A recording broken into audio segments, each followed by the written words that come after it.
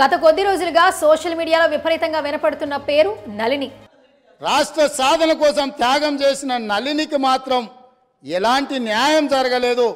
తెలంగాణలో రేవంత్ సీఎం అయ్యాక మాజీ డీఎస్పీ నళిని మళ్లీ సర్వీస్లోకి తీసుకోవాలని మొదలైన డిమాండ్ నుంచి నేరుగా సీఎం రేవంతే నళిని విషయంలో స్పందించిన తీరు వైరల్గా మారింది. నీ ఉద్యోగాన్ని నీకు ఇస్తున్నాం, మళ్ళీ తిరిగి ఉద్యోగాన్ని చేపట్టమని ఈ ప్రభుత్వం మాట్లాడిందా అధ్యక్ష?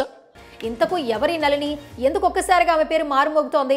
ఇప్పుడు తెలుసుకుందాం. తెలంగాణ రాష్ట్ర సాధన కోసం డిఎస్పీ పదవికి, డిఎస్పీ ఉద్యోగానికి రాజీనామా చేసింది. నళిని అంటే తెలంగాణ మలిపోరులో ఉధృతంగా ఉద్యమించిన ఒక ఆడపడుచు. ఉద్యమకారులకు అండగా నిలబడాలనే ఒక ఉద్వేగం.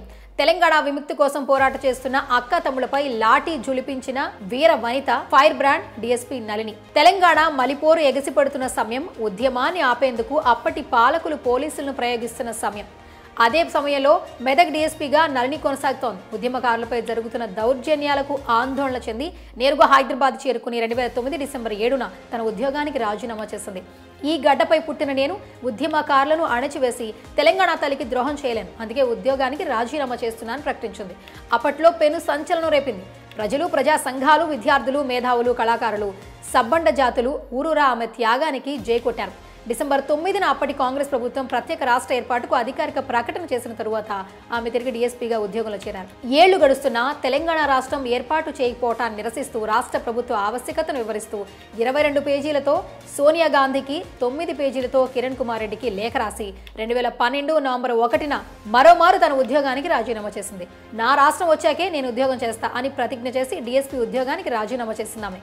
ఢిల్లీ జంతర్ మంతర్ వద్ద దీక్ష చేసి కేంద్రానికి తెలంగాణ ప్రజల ఆకాంక్షను బలంగా చాటింది. జూలై 16, 2009లో ట్రైనింగ్ పూర్తి చేసుకుని ఫస్ట్ పోస్టింగ్ మెదక్ డీఎస్పీగా వచ్చింది.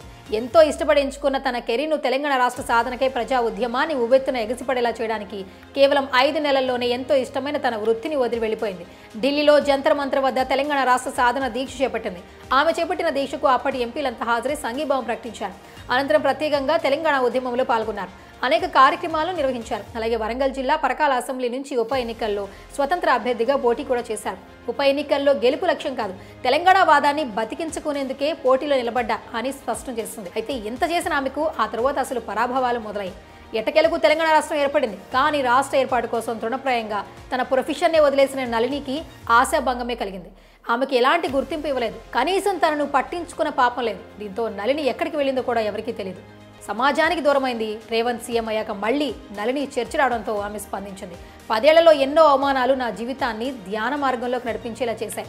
ఇప్పుడు నేను ఏ ఉద్యోగము చేసే పరిస్థితుల్లో లేను అని ఆధ్యాత్మిక చింతనతో జీవితాన్ని కొనసాగిస్తున్నానని, ఇంతకాలానికైనా నన్ను గుర్తుపెట్టినందుకు ప్రజలకు, రేవంత్ రెడ్డికి ధన్యవాదాలను తెలియజేసింది నళిని.